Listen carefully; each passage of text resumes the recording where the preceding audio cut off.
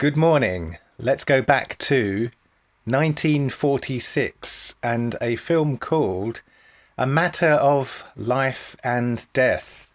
And it's set in the south coast of England during the Second World War, directed by Michael Powell and Emmerich Pressburger.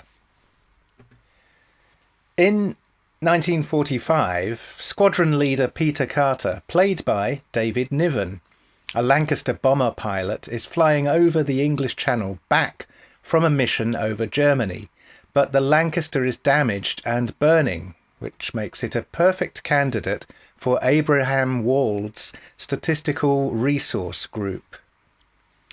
Carter ordered his crew to bail out. A radio operator, June, played by Kim Hunter, is at a US AAF base on the English coast. Carter and June spend his last few minutes talking small talk. Then he jumps from the burning plane with no parachute available. He wakes up on a beach, first assuming that he is dead, but comes to the realization that he's alive. Meanwhile, Conductor 71, Marius Goring, has been sent to escort him to the other world. Marius Goring was a very prominent actor at that time. Conductor 71 was, when he was alive, a French aristocrat who was guillotined in the Revolution. Peter gets to meet June as she cycles back after a night shift. They immediately fall in love with each other. Later, Conductor 71 interrupts by stopping time, explaining why this must not go on and that Peter must come back with him. Peter demands an appeal. While Conductor 71 is asking his superiors, Peter knows that, for now, he is still alive. Shortly, Conductor 71 says that he has been granted his appeal and is given 3 days to prepare a case, choosing a defence counsel from all the people who have ever died. Conductor 71 and Peter take an excursion up an immense white stairway, lined with statues of famous dead people as they decide who it is to be. Well, I say stairway. It moves, so really, it's an escalator. An exceedingly slow and unfeasibly wide escalator, in fact. A very young Richard Attenborough briefly appears in the film as an English pilot arriving in the other world. London Passenger Transport Board constructed the immense escalator, called Operation Ethel by the engineers, over 3 months. Ethel had 106 steps, 6.1 metres wide, driven by a 12 horsepower engine. Those scenes were shot as hanging miniatures, which is a technique related to matting. Small foreground models are made and hung on rigs outside of shot in such a way that, due to forced perspective, they blend in with the background action, which is the real component of the shot. Thus, the composition is actually all in camera, and the lighting, therefore, is the same as the models as it is on the action. Ethel's engine noise meant that the soundtrack on those scenes had to be dubbed in post-pro. The other world scenes were in monochrome, but not normal mono film as you'd think. The real world scenes were colour, using 3-strip Technicolor. The mono sections were also 3-strip Technicolor, but without colour added. So this would have been at the bleach or bleach fix stage, and were then referred to as dimonochrome, still processed in Technicolor. This allowed physical cross-fading from one to the other rather than a cut.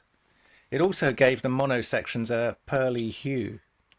Even within the film, there is a reference. Conductor 71 mentions one is starved for Technicolor up there. at one of the first crossfades. There were lots of other radically experimental shooting techniques. A table tennis game with June and Dr. Frank Reeves, who played by Roger Livesey, was presented as a normal, energetic game, then simply stopped in time. The black and white sections of the other world, they were thematically parallel. They thematically parallel the sort of black and white of a chessboard, chess being a motif throughout. And also the black and white of the piano keys playing a slow, discordant circular progression in one scene in a town hall during preparations for a play, and then on to reference travelling on the stairway. The film was a suggestion by a British government's Ministry of Information to improve relations between the Americans in the UK and the British public. However, the producers of the film in Britain took pains never to refer to the other world as heaven.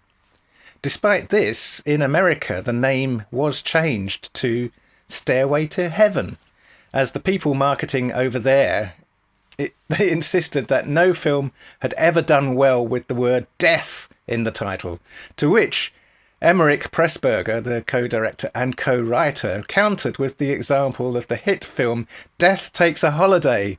Their response was to point out that it succeeded because death was on holiday, meaning that there would be no death in the film, which is a feeble excuse in my opinion. David Niven was a chess enthusiast. Peter and June played chess while waiting for Dr. Reeves. Conductor 71 borrows a book on chess, one that actually exists in real life, from a pile of books beside Peter. And at the end of the film, Conductor 71 throws it back to Peter and June from the other world to the real world, and thanks to a vertical wipe, making a transition through the two photographic processes. The medical and neurological aspects of Peter's operation were highly researched in great detail, and thus are not only scientifically accurate, but also represent very contemporary knowledge. The film was important enough to be a postage stamp in 2014.